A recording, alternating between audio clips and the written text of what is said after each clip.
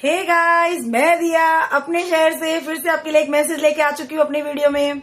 आज का मेरा मैसेज यही है कि मैं बेटियों के ऊपर कुछ बोलना चाहती हूँ। जैसे कि मैं खुद भी अपनी मम्मी की बेटी हूँ और अच्छी वाली बेटी, यानी कि जैसे कि सारी बेटियां ही अच्छी होती हैं बेटियां तो बड़ी प्यारी होती है, आप तो जानते ही हो गाइस, आपको बताने की जरूरत नहीं है।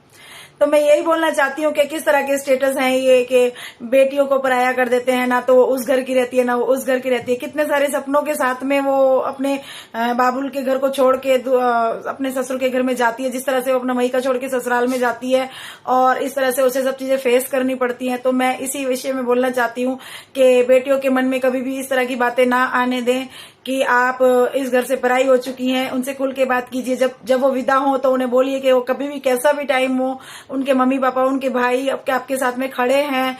वो किसी तरह का प्रेशर अपने दिमाग में ना लें और कुछ भी अगर ससुराल में ऐसा छोटा बड़ा कुछ भी अगर दुखी है वो तो अपने मम्मी पापा को ज्यादा से ज्यादा बताएं। अगर आपकी बच्ची दुखी है और अगर आप कोई भी ट्रिप पे हैं या कुछ भी है आपको, तो उसको इतनी कोशिश कीजिए अपनी बेटियों के मन की पूछिए। गाइज, मैं तो यही कहूंगी कि मैं भी एक माँ हूँ, जिस तरह से बेटियों की मेरी भी अपनी परवरिश करनी है मुझे भी, तो मैं यही चाहती हूँ कि मेरे साथ जितने भी 10 से ज्यादा लोग जुड़े हैं तो वो यही मैसेज मैं तो उन लोगों के लिए देना चाहती हूँ कि किस तरह से बेटियां एक बार पराई हो जाती हैं तो उन्हें अपनापन खत्म हो जाता है मईके से। तो वो क्यों खत्म हो जाता है? क्योंकि शायद उनको नहीं लगता है कि अब शायद मुझे कहना पड़ेगा, वो शायद अपना दुख नहीं कह पाती हैं।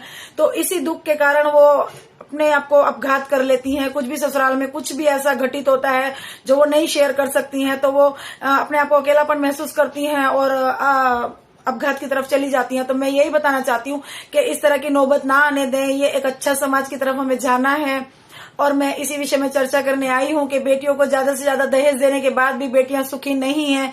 जैसा कि मैं दिल्ली से यूपी से बिलोंग करती हूँ, तो मैं यही बताना चाहूंगी किस तरह से क्राइम का स्तर बढ़ रहा है और ये मेरे पे बीत चुका है गाइज। दिया ने ये सब कुछ फेस किया है, इसीलिए मैं आपको बता रही हूँ कि किस तरह से इतना दहेज मुंहफाड़ लोगों को देने के बाद भी एक बेटी सुरक्षित नहीं है। बेटी क्यों सुरक्षित नहीं है? शायद हम मम्मी पापा ही उन्हें बिगाड़ देते हैं दहेज देके। ठीक है, दहेज दे दिया तो वो तो ठीक है, पर ससुराल वालों को भी समझना पड़ेगा कि किस तरह से बेटी अगर अपने घर से छोड़ के दूसरे घर में आई है तो उसकी भी कुछ फीलिंग है, उसके भी कुछ सपने हैं। वो जिस तरह से आई है उन सपनों को पूरा करने का ससुराल वालों को पूरा पूरा हक है। ये नहीं कि देख लिया आपने कि मम्मी पापा पैसे वाले हैं तो मुंह फाड़ दिया, ये नहीं तो और बड़ी गाड़ी दो और बड़ी गाड़ी दो। ऐसा नहीं होता गाइस। जितना है उसमें संतोष कीजिए। संतोष इसलिए कीजिए क्योंकि वो आपके पैसों का नहीं है, वो अपनी किसी बेटी के उसके मईके वालों ने, उसके माँ बाप ने किस तरह से मेहनत करके उसे दिया है, इस तरह से मेहनत करके दिया है। और लड़कियों को टॉर्चर करना बंद कीजिए प्लीज। ये भारत देश है और भारत की बेटियां अब सुरक्षित होनी चाहिए। तो मैं यही कहना चाहती हूँ कि मेरे किसी अपने की मौत हो चुकी है और ये अब बीत चुकी है। ज्यादा दहेज दिया और गाड़ी भी दी, फिर ससुराल वालों की भूख इस तरह से रही कि उसे और बड़ी गाड़ी चाहिए। लड़की कह नहीं सकती थी अपने मम्मी पापा को, इस तरह से अंदर अंदर वो घुटती रही। माँ बाप ने शायद पूछा नहीं या पूछने का मौका नहीं दिया या कुछ भी नहीं दिया। अगले दिन बेटी की लाश, अभी 2 महीने ही हुए थे शादी को, और इस तरह से बेटी की लाश उसको पंखे से लटकी हुई मिली हमें। तो इस तरह से ये बीत चुका है। मैं चाहती हूँ कि किसी भी बेटी की इस तरह से हत्या ना हो। देखिए, अपघात वो खुद करती है मगर मारने वाले उसके ससुराल वाले होते हैं।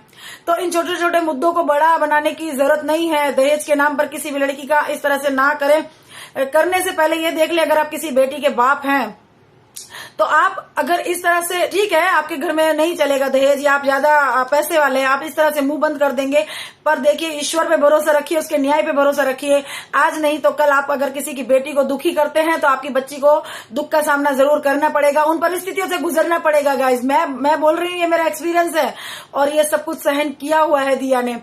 तो दिया ने जिस तरह से फेस किया है इस चीज को, तो मैं यही बताना चाहती हूँ कि आप लोग किसी की बेटी के साथ इतना गलत मत कीजिए।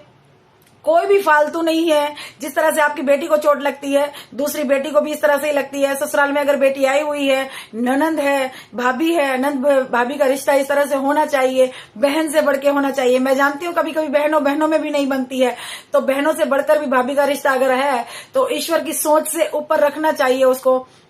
ईश्वर की तरह हर रिश्ते रखने चाहिए। ईश्वर ने हमें इस धरती पे भेजा है तो हमें किस लिए भेजा है?